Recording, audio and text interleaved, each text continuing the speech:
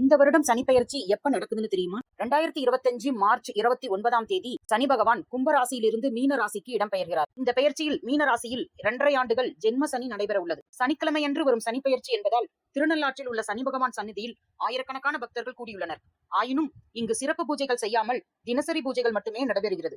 காரணம், திருக்கணித பஞ்சாங்கம், வாக்கிய பஞ்சாங்கம்னு 2 பஞ்சாங்கங்கள் இருக்குது.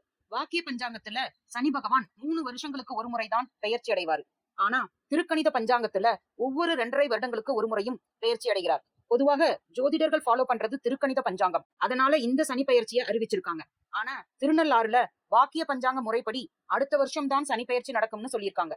இந்த சனி பெயர்ச்சியில மேஷ ராசிக்கு 7.5 நாட்டு சனி புதுசா தொடங்குது.